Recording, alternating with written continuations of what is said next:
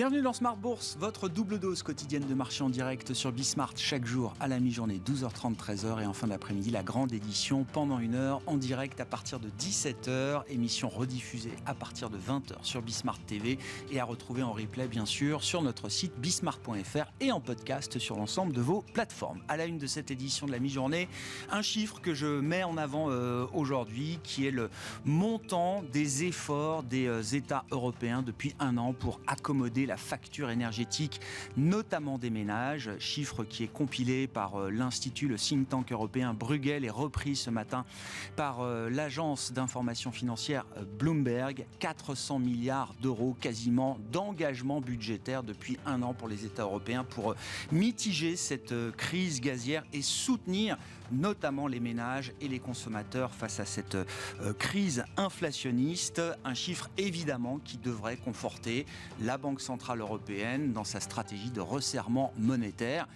400 milliards de dépenses ou d'engagements d'aide d'État, ça permet quand même d'offrir une forme de résilience pour le consommateur européen et donc cela devrait conforter la Banque centrale européenne dans son choix de monter les taux de 75 points de base ce jeudi après une première hausse de taux de 50 points de base au mois de juillet. Réunion à suivre évidemment ce jeudi à Francfort. Nous parlerons de la Chine également dans cette émission à un mois et 10 jours de l'ouverture du 20e congrès. La date a été annoncée il y a quelques jours.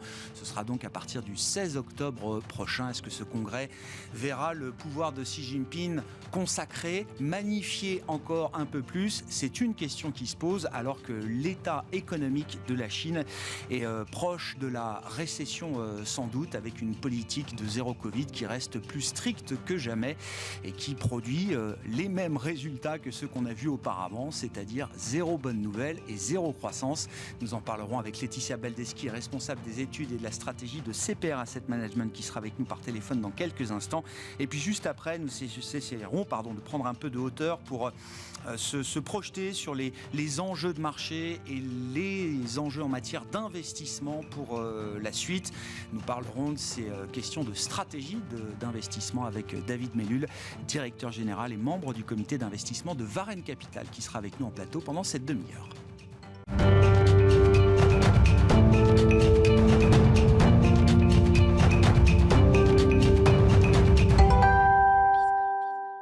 Une tendance un peu fragile, il faut le dire, sur les marchés après la baisse des derniers jours et des dernières semaines. Néanmoins, les indices européens tentent de reprendre leurs esprits à mi-séance. Alix Nguyen, on fait le point avec vous à mi-journée. Oui, après un repli d'1,2% hier, la bourse de Paris reprend du poil de la bête, mais elle avance cependant sans véritable tendance du fait d'un manque d'aiguillage en provenance de Wall Street. Pour rappel, hier, la place new-yorkaise était fermée pour Labor Day. Les marchés se fient donc à la légère progression des contrats futurs sur indices américains, mais le spectre d'un resserrement des politiques monétaires se fait toujours sentir. Et puis en Europe, spécifiquement évidemment, le sujet de la crise gazière et énergétique reste le principal sujet d'inquiétude pour les investisseurs. Oui, et dans ce contexte, l'Allemagne connaît son 6e mois consécutif de baisse des commandes à l'industrie. En juillet, elles ont enregistré une baisse plus importante que prévu d'1,1%. À noter que cet après-midi, le marché surveillera l'indice ISM d'activité dans les services aux États-Unis le mois dernier. Et puis sur le front du pétrole, on notera une petite détente des cours du Brent notamment. Oui, la hausse d'hier provoquée par la décision de l'OPEP+ de réduire sa production de 100 000 barils par jour se trouve désormais contrebalancée par le risque d'une baisse de la demande liée au confinement en Chine. La Chine, dont on retient également que les responsables monétaires chinois ont signalé leur intention de relancer l'économie via un renforcement des mesures de soutien. De son côté, la Banque d'Australie a relevé son principal taux directeur de 50 points de base à 2,35%. C'est son 4e resserrement consécutif, sans compter que d'autres devraient suivre. Et puis un mot de l'actualité des valeurs pour terminer, Alix. En hausse en ouverture, Casino chute désormais sous l'effet d'une annonce du groupe selon laquelle sa filiale brésilienne GPA envisage de vendre à ses actionnaires environ 83% de sa division colombienne Grupo Éxito et de conserver une participation d'environ 13%. Elle pourrait être cédée ultérieurement. Et puis à noter enfin que les équipementiers automobiles regagnent un peu de terrain. Faurecia et Valeo avancent dans le vert. Tendance, mon ami, 2 fois par jour, les infos clés de marché à 12h30 et 17h en direct avec Alix Nguyen dans Smart Bourse sur Bismart.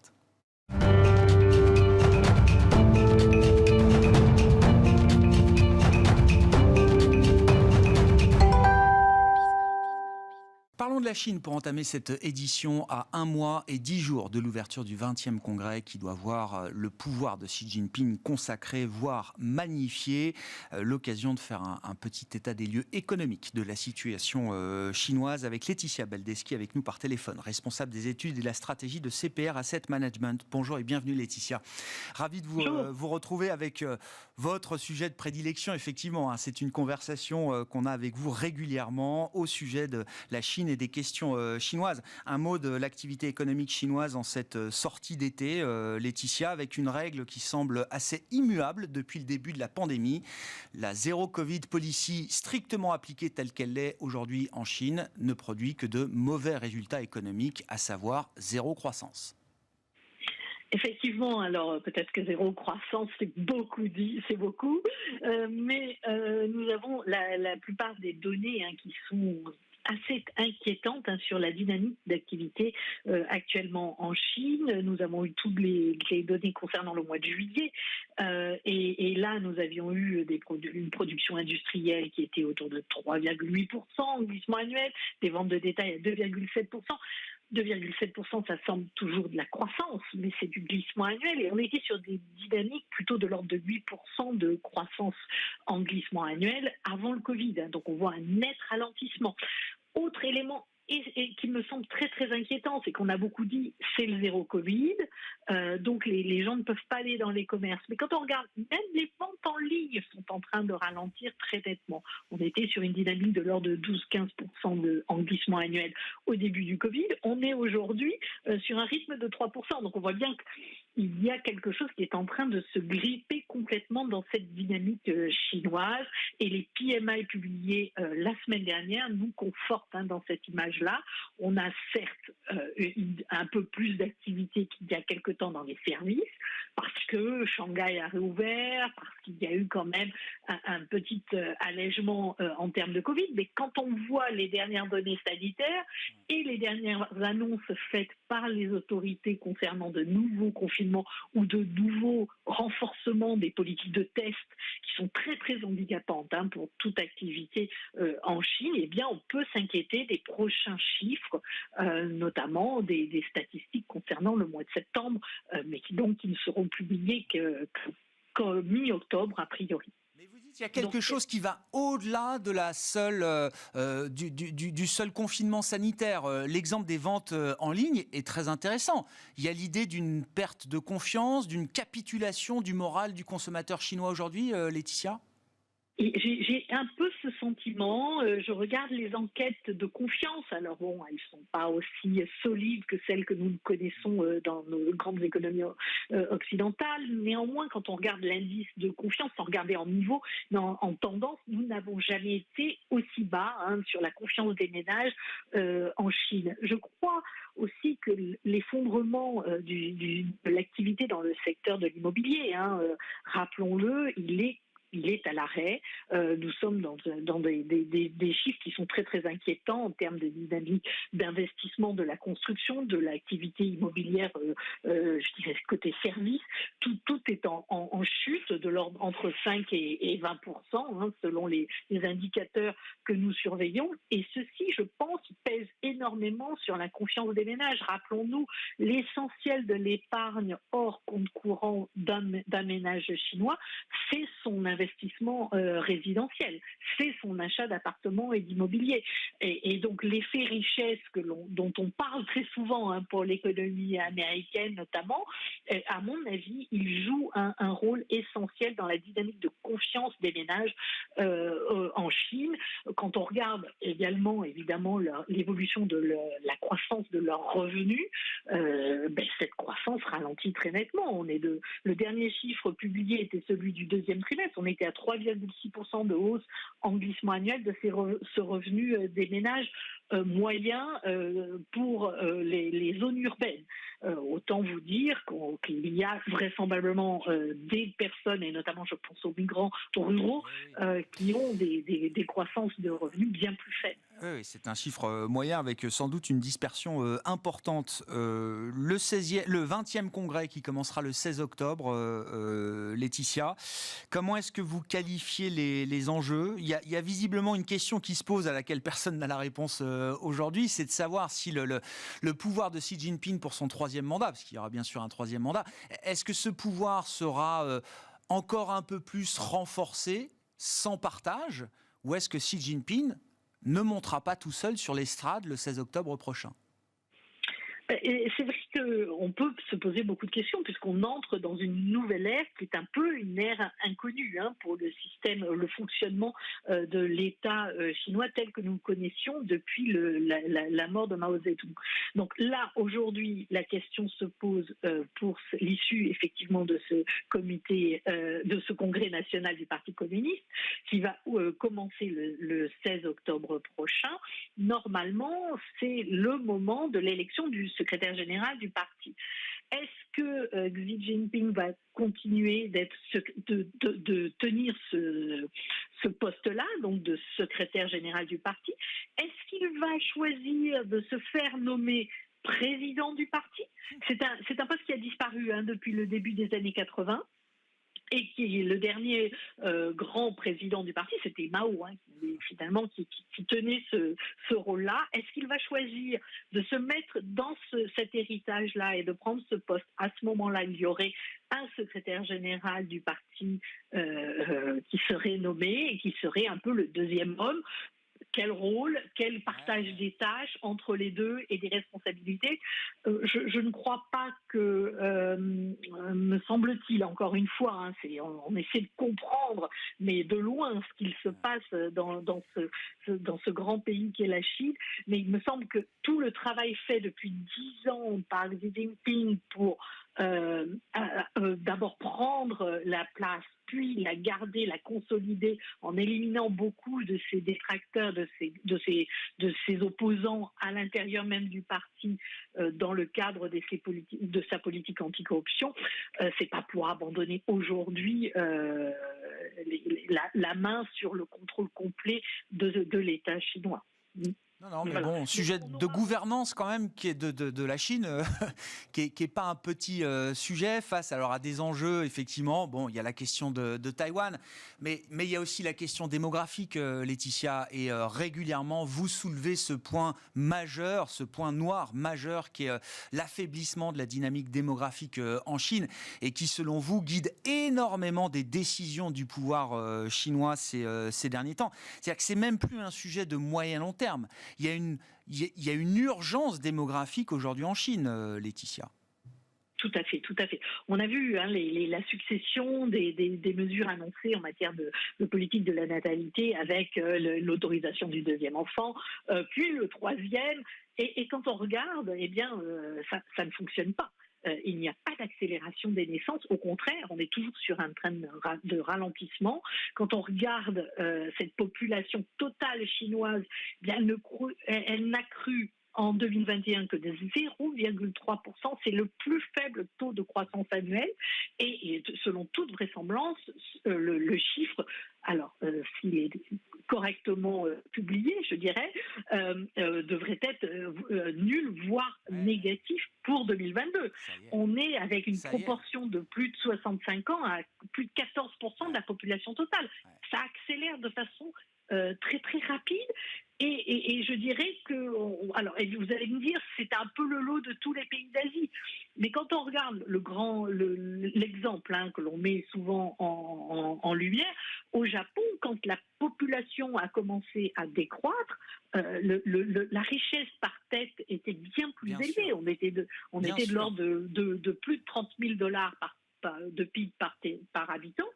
On est en dessous de 20 000 actuellement en Chine. Donc la question n'est pas la même. Et puis le développement de la protection sociale, des systèmes d'accompagnement de retraite était bien plus avancé au Japon qu'il ne l'est aujourd'hui en Chine. Donc c'est vraiment une priorité. et on sent la fébrilité, je dirais, des autorités en la matière. Merci beaucoup Laetitia pour cet éclairage régulier que vous nous proposez sur les enjeux chinois à un peu plus d'un mois donc de l'ouverture de ce 20e congrès qui commencera à partir du 16 octobre prochain à Pékin. Laetitia Baldeschi qui était avec nous par téléphone pour entamer cette émission, responsable des études et de la stratégie de CPR Asset Management.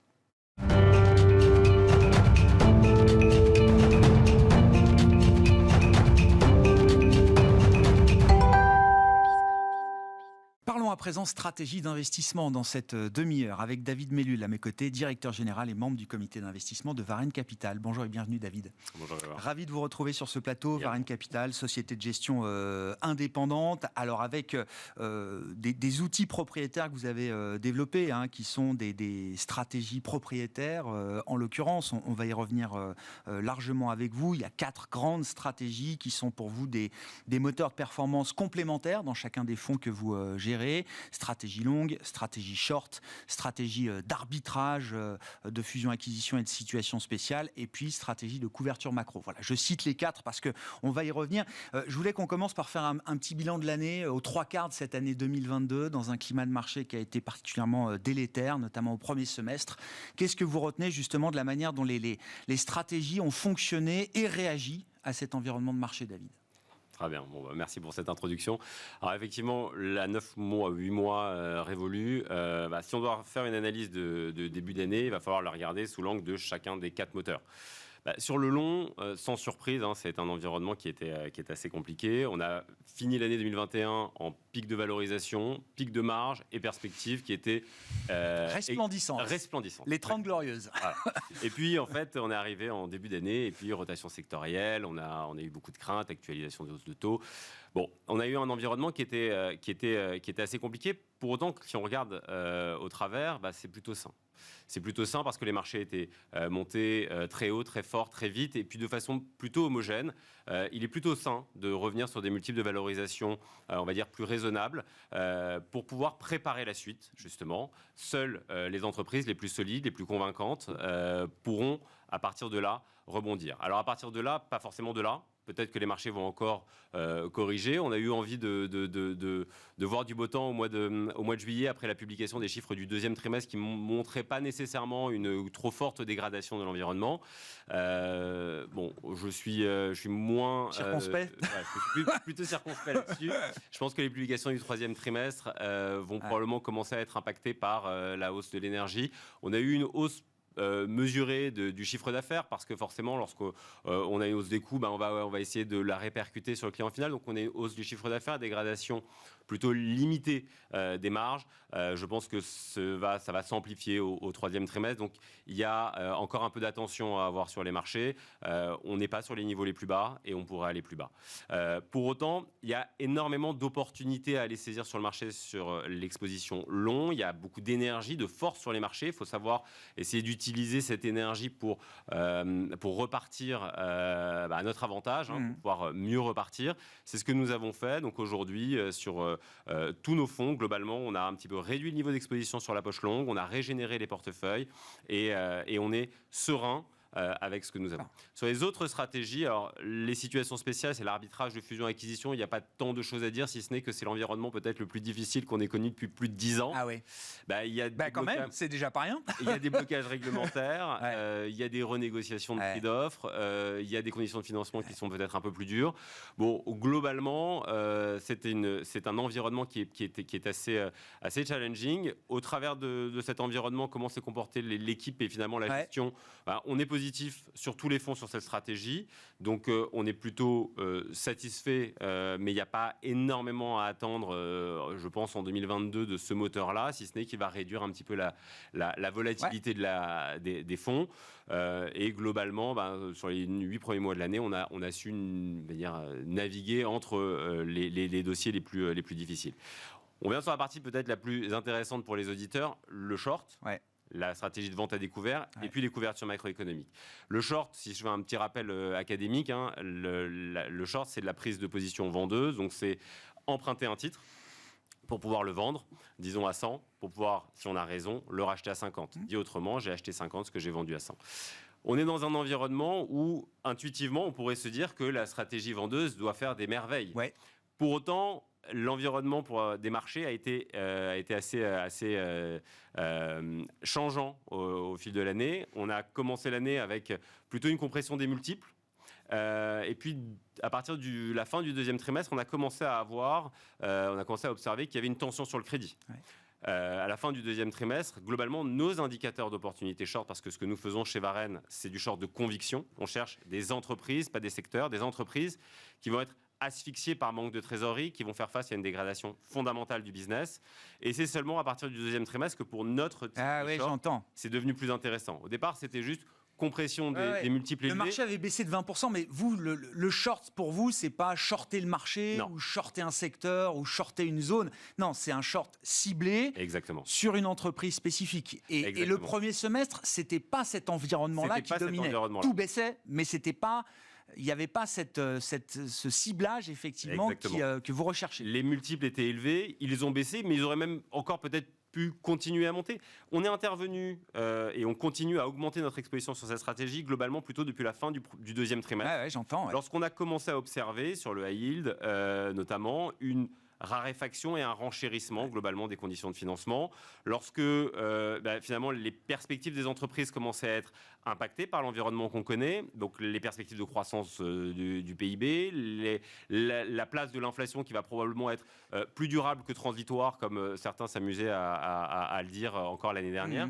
Et donc c'est seulement globalement depuis la fin du deuxième trimestre que la stratégie short pour nous devient pertinente. Voilà, à retrouver une place plus centrale parce qu'on peut construire des thèses d'investissement sur le short. Ouais, ça veut dire que vous vous attendez à un moment darwinien dans l'économie et dans l'économie telle qu'elle est reflétée dans les marchés. Je parle de l'univers des entreprises cotées, bien sûr. J'anticipe rien de particulier. C'est pour ça précisément qu'on assemble 4 stratégies. Si le marché doit repartir à la hausse, je le souhaite, j'en serais ravi. J'ai pas réduit mon exposition. Elle est légèrement réduite au gré des arbitrages, mais globalement, on est resté investi. Et donc, je capterai l'énergie de rebond. En revanche, il y a nécessairement dans cette phase de normalisation, parce que ça a été peut-être pour certains un peu rapide, un peu brutal, mais en fait, on observe juste une séquence de normalisation après 15 ans d'exubérance, après 15 ans où l'argent était gratuit. Alors, c'est difficile de l'entendre pour des agents économiques, mais sur les marchés financiers, l'argent était gratuit et illimité. Il devient payant et limité. Donc on réalloue le capital. Il y a eu une mauvaise allocation du capital pendant 15 ans. Le capital se réalloue. Et donc des entreprises qui ont empilé beaucoup de cash ces dernières années ne sont pas nécessairement aujourd'hui en situation d'asphyxie. Mais même si le marché rebondit demain, lorsqu'elles vont se représenter face au marché pour refinancer avec peu de propositions à lui faire, le marché ne va pas accepter de les soutenir. Oui, vous vous inscrivez dans un temps long, entre guillemets, au sens du temps des marchés, David. C'est pas juste 20% de baisse en 6 mois qui règle ces sujets-là. Non. Voilà. Le mur du refinancement, les questions de soutenabilité des modèles économiques, ces questions-là, qui sont qui sous-tendent les thèses short, sont à venir encore demain pour bon nombre d'entreprises. Il y a aujourd'hui besoin d'ouvrir les yeux sur la réalité économique. Et en disant ça, je ne dis rien de grave ou de cynique. Des entreprises qui arrivent à s'extraire de l'environnement vont continuer à surperformer ou à créer de la valeur. Il y a malheureusement eu, dans cette séquence d'argent abondant, des entreprises qui ont bénéficié de cette complaisance. Il va falloir laisser, ce que je dis souvent, les animaux malades mourir sans acharnement thérapeutique.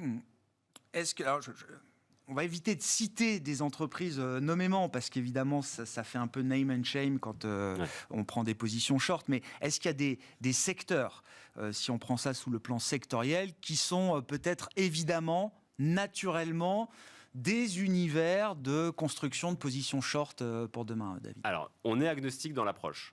Maintenant, ce que j'observe, ce qu'observe l'équipe, c'est qu'effectivement, il y a une concentration de candidats au short dans certains secteurs. On pourrait citer l'industrie allemande ou européenne. On pourrait citer le secteur du retail aux États-Unis, où là, il y a aussi des candidats short assez nombreux. Tout ce qui est lié au secteur de l'immobilier. il y a aussi beaucoup de candidats. Maintenant, nous, on a une approche qui est vraiment très locale, enfin très ciblée. Nous sommes extrêmement sélectifs dans nos prises de position vendeuses, peut-être encore plus que sur le long. Ouais. Sur le long, on a un temps long. Le short, c'est coûteux. Opérationnellement, c'est contraignant et c'est coûteux. Ouais. Il faut avoir raison relativement vite. Donc, il faut avoir une thèse et il faut avoir un déclencheur, un trigger. Un trigger. Alors là, l'analyse, par exemple, du comportement des dirigeants actionnaires est intéressante. Ouais. Vous disiez là sur la stratégie d'arbitrage, situation spéciale M&A, on n'a pas vécu un environnement aussi dur depuis 10 ans. Les signaux que vous envoient vos modèles sur le short, l'intérêt et la pertinence de stratégies short, c'est des signaux que vous avez régulièrement. Non. D'accord. Ce sont des signaux. Le short est apparu dans notre gestion, globalement, on va dire, en 2014. Depuis 2014, on n'a jamais observé un environnement, des indicateurs d'opportunité aussi favorables à la stratégie short. Ce qui ne veut pas dire, et j'insiste là-dessus, que ça veut dire qu'il ne faut pas être long.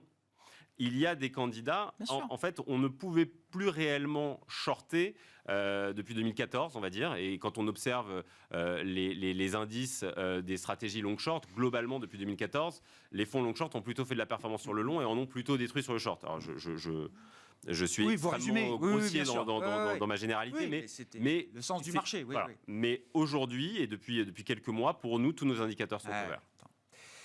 Sur le dernier moteur, couverture macro... On se dit que ça peut être utile dans l'environnement actuel. En quoi ça consiste pour vous, depuis David ? Le départ, depuis 2008, Varenne embarque dans chacun de ses fonds une stratégie de couverture contre des risques extrêmes. L'idée, c'est quoi ? C'est pour 1,5% de budget annuel que nous sommes prêts à dépenser dans chacun de nos fonds, on essaye d'avoir une protection contre deux types de risques. Risque de correction des marchés à court terme, et puis une protection contre les racines de ces risques, donc avec une vue beaucoup plus macro. Avec 1,5% de budget, ce qu'on a monté, ce sont des positions qui s'activent lorsque le marché baisse d'au moins 20%. Ça a très bien fonctionné au mois de mars 2020. En début d'année, ça a commencé à s'activer. Pourquoi ? Parce que la magnitude de la baisse n'était pas suffisante à activer réellement le dispositif. Nous avions mis en place en fin d'année dernière un dispositif qui a maturité majoritairement décembre 2022. On rentre, pour faire rapide, on rentre maintenant le 6 septembre dans la dernière phase de ces positions, dans un marché qui est en niveau d'activation. Donc, il va être intéressant d'observer la contribution que cela va générer. Nous avons déjà une génération de contribution positive depuis le début de l'année qui est très convexe. Alors, le terme est un peu technique, mais globalement, dans les premières phases de baisse, il ne s'est rien passé. Plus le marché a baissé, plus le dispositif s'est activé. Il va être intéressant d'observer ce qui va se passer sur les 4 derniers mois. Donc, on a un moteur de couverture macroéconomique qui est en place, qui n'a pas été révolutionné depuis le début de l'année parce que, globalement, il ne s'est rien passé de révolutionnaire. Multiples élevés, inflation durable, quantitative easing versus quantitative le passage du quantitative easing au quantitative tightening. On avait tous ces ingrédients en début d'année. Nous les avions embarqués dans le dispositif de couverture. Le comportement des marchés n'était évidemment pas celui que nous attendions, mais le bilan reste le même. Le dispositif est en place, il n'a pas été révolutionné. Donc, on va voir ce que ça va faire sur les 4 derniers mois de l'année. Le short est en train de monter en charge graduellement et ça va être un cycle pluriannuel. Le stratégie de situation spéciale, j'ai dit globalement, on est positif et pas grand-chose à craindre ou à attendre sur ce moteur. Et sur le long, c'est pas à court terme que cela va porter ses fruits, mais on prépare la qualité, la durabilité de la surperformance ou de la performance de demain en saisissant des opportunités aujourd'hui. Donc on est serein. Pas satisfait, mais serein. Merci beaucoup David. Merci pour votre éclairage sur la situation des marchés et les stratégies effectivement qui sont adoptées aujourd'hui par Varenne Capital. David Mellul qui était à mes côtés en plateau, directeur général et membre du comité d'investissement de Varenne Capital.